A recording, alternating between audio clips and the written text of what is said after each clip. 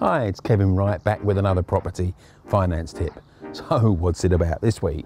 Well, we're going to be looking at what some people have called the ultimate hands-off strategy for investing in property. Sounds interesting? Stick around.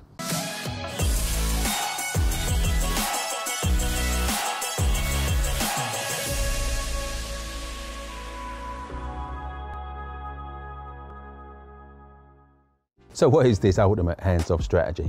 Let's have a look and see exactly what we're talking about here. Now, you hear a lot of talk about passive income, don't you? Passive income. Property is about passive income. But the issue is, when you actually get into it, it's not that passive.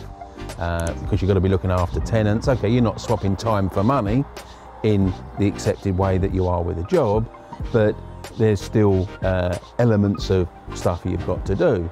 And some strategies are more hands-on than others. You know, if you're running HMOs, well, that's going to be less passive than a single AST. And if you're doing serviced accommodation, well, unless you can scale up to a certain level, that's going to be even more intensive and less passive. So what about a real passive income strategy?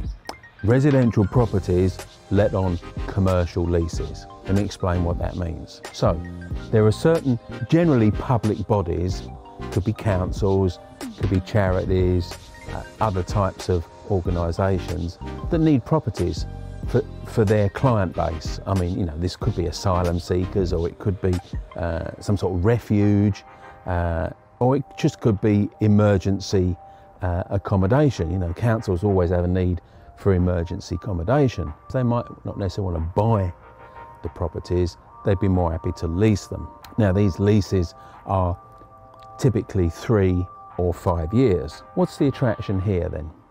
Well, the first attraction is that you haven't got to worry about tenants. Who actually lives in the property is not your concern.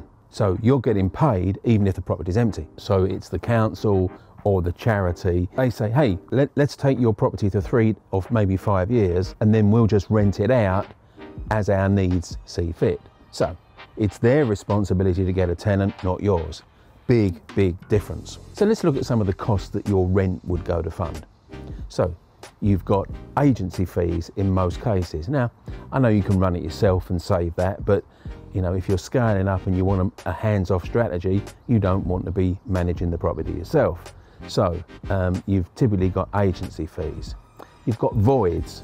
You know, in a 3 to 5 year period, unless you're really lucky, you're going to end up with one tenant leaving and a new tenant coming in. And there could be a time lag between those two things, in between which you're not getting any rent. So there's a rental void.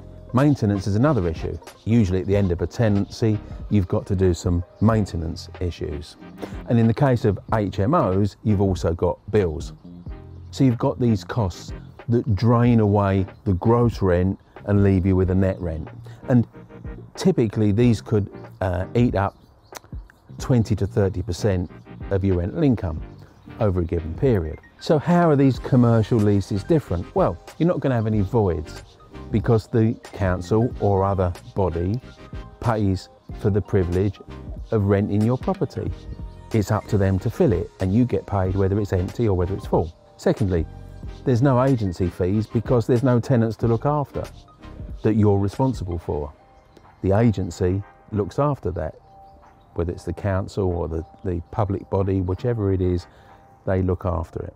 Now, here's a really interesting thing. They take care of basic maintenance too. So the contract says that when they give the property back to you after 3 years or maybe 5 years, then it has to be in the same condition that they took it out. So no maintenance, hey, that's a big one.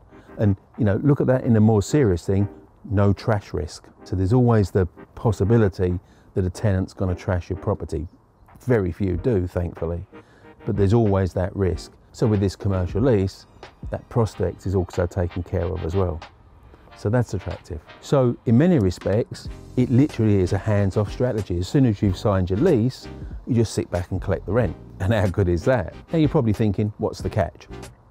Well, you're probably not going to get market rent. In some areas, with some organisations, they actually do pay you market rent as well.